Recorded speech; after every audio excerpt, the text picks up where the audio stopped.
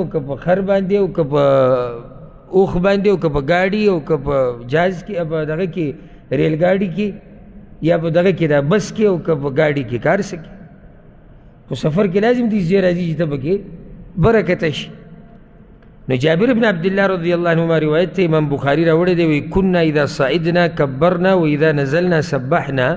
موږ د پیغمبر صلی الله علیه وسلم سره په سفر باندې وو نو کله به چې موږ بره وروختو دنګ ته نو الله اکبر به مو وي چې راکوبه شو بیا به سبحان الله وو. یعنی کله سړی کندې ته ورکوژي یا د بره نه راکوزي کته نو سبحان الله به ما حکمت ذکر کړی و نږدې ورځو کې. یعنی کله چې سړی بره خیږي که نه یعنی ځان ورته اوچت ښکاري چې زه بره خیږم نو ته په ټیم ووایي چې یاره که زه ډېر هم بره وخیږم خو الله د ټول نه لوی دی. ښه چې کته راکوزېږي کته راکوزېده کمی دی بره خته یعنی کمال دی کته راکوزېده کمی دی. نو چې کله دې کمي ته وکتو نو تا دا ووایي چې الله پاک دی د هر عیب او کمي نه. صحیح دی چې انسان راکوزېږي انسان کې کمی راتلی شي انسان کې عیب راځي خو الله د عیب او د نقصان نه پاک دی.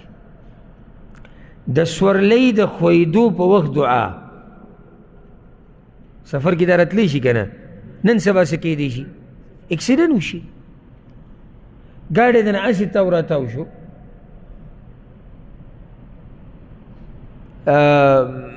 بریک ته ته کار پرېښو مخې د اچانک ګاډی راغی هر څه ستا مخې ته راتلی شي. عن رجل یو سړی دا روایت بیانوي امام ابو داود راوړی دی او هغه کس دا وایي چې كنت ردیف النبي صلی الله علیه وسلم زه پیغمبر صلی الله علیه وسلم پسې په سورلۍ شاته ناست وم. دا روایت صحیح دی که نه صحیح ولې صحیح دی دا صحابي دی او صحابه ټول رښتیني او عدول دي او ثقه خلک دي که موږ ته پته هم ونه لګي څه نقصان نشته. خو نور روایتونه معلومیږي چې دا اسامه رضی الله عنه اسامه بن زید هغه وایي چې زه د پیغمبر صلی الله علیه وسلم سره په سورلۍ باندې سورم شاته فعثرت دابة نو سورلۍ وښویده فقلت تعس الشیطان نو ما ووایي شیطان دې تباه شي. وی رسول الله سلم ماته وایي چې لا تقل تعس الشیطان داسې مه وایه چې شیطان دې تباه شي. اوس یې سړی به وایي چې ښه یعنې دا د شیطان سره شفقت او مهرباني ده چې داسې مه وایه نه دې کې یو حکمت دی. فإنك إذا قلت ذلك کله چې ته دا وایې چې شیطان دې تباه شي په دې مصیبت کې تعاظم حتی یکون مثل البیت نو وی دې دومره غټ شي ځان ورته دومره غټ ښکاره شي لکه د کور په شان. ولې ورته ځان غټ ښکاره شي یعنی نقصان مې ورکو وګوره نقصان مې سړي له ورکو کامیاب شومه زه یې یاد کړمه نو د تکبر د لاسه څه شو سم غټ شو.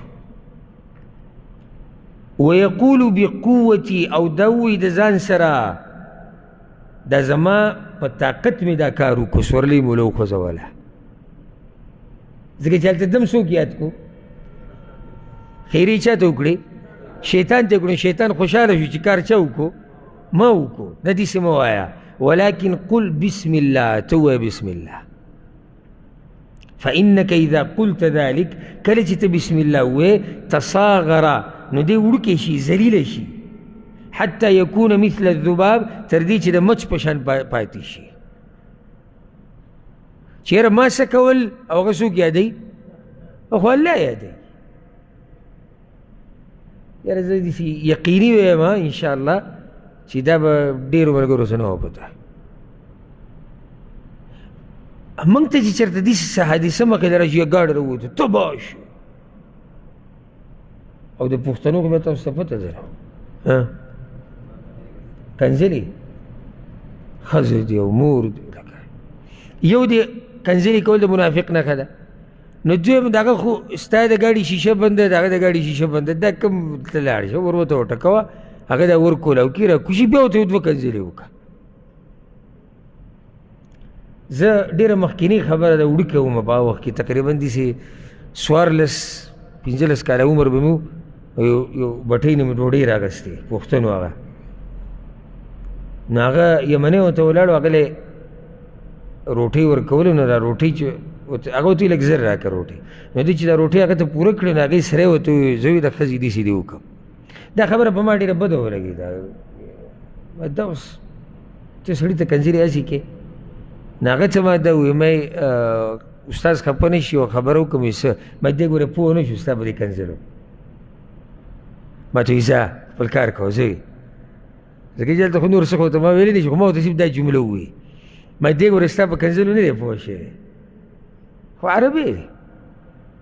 معنی دا که ډېر نر نر کېږي نو بیا خو په عربۍ کې ورته ووایي چې دا ګز او دا میدان چې پته خو ولګي که نه دا سپک کار دی. بلکې که ته زورور ومې په دې سړي کنځلې په هغه وخت کې هم حرامې دي. نو دا ګاډی چې ستا مخې له راشي یا څه داسې اچانک څه دغه وشي ښکلې خبره څه ووایې بسم الله. هغه هم انسان دی که قصدن دا کار کړی زه خیر د انسان دی غلطي ته کېږي او اکثر په سفر کې چې دا اچانک سړي ته داسې څه راشي دا قصدن نه وي دا اکثر د هغه بل طرف نه هم خطا کېږي وشي داسې. نو په دې کې احتیاط پکار څه وایه بسم الله وایه. هر وخت کې ګوره دا درته قانون ذکر کوم هر وخت کې لکه څه خپلې وښویده څه شی درنه راولېږي خپله ژبه په دې عادت کړه الله را یادوه هر څه چې وشي نو ته الله را یادوه. ښه د دې نه بعد دعا ذکر کړې ده یو کلي یا ښار ته د داخلېدو په وخت دعا په سفر چې ځې خو ته به یو کلي ته ورننوځې که نه دا کلی ته نه پېژنې نوم یې درته معلوم دی خو خلک یې ټول خو نه پېژنې که نه په دې کې ښه هم شتي په دې کې بد هم شتي او سړی چې نوې علاقې ته ورشي هلته یعنې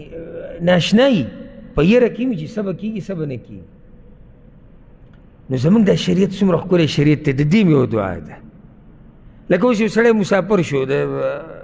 ملک نه راغی دلته سعودي ته اول پیر یره کې چېرې دلته به خلک څنګه وي دلته که ته په خپل ملک کې د یو کلي نه بل کلي ته ځې یره کې نه وي سړی چېرې دې کلي کې داسې نه ډاکوان به مخې له راشي دا خلک به راته څه وایي څه به نه وایي. نو حدیث کې راځي دا صهیب رضی الله عنه روایت دی امام ابن حبان راوړی دی وی کله چې من پیغمبر صلی الله علیه وسلم یو کلي ته ورننوتو الا قال حین یراها چې دا کلی به کله ولیدو که نه کلی چې ته وینې معنی دا چې ته ورته اوس ورننوتو والی نو دغه ټیم کې به دا دعا ووایي ګوره اللهم رب السماوات السبع وما اضللن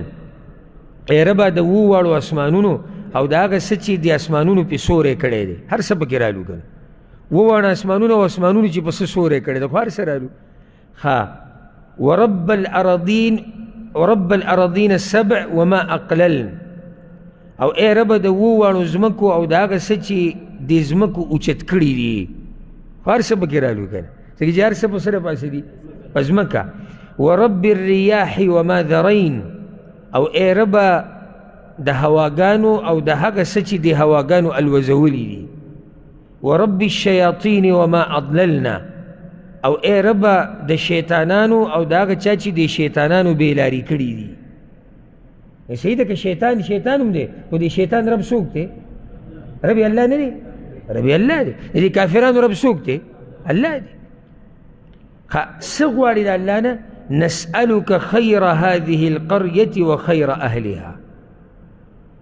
موږ ستا نه د دې کلي او د دې د اوسیدونکو د خیر سوال کوو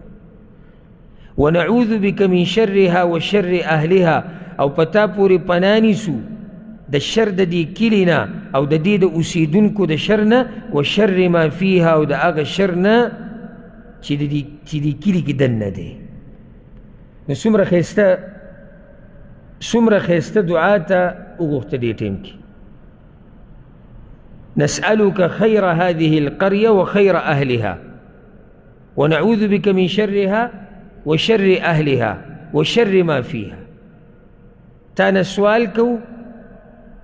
د دې کلي د خیر او د دې کې چې کوم اوسیدونکي دي د هغوی د خیر او تا پورې پناه نیسو چې ته موږ د دې کلي د شر نه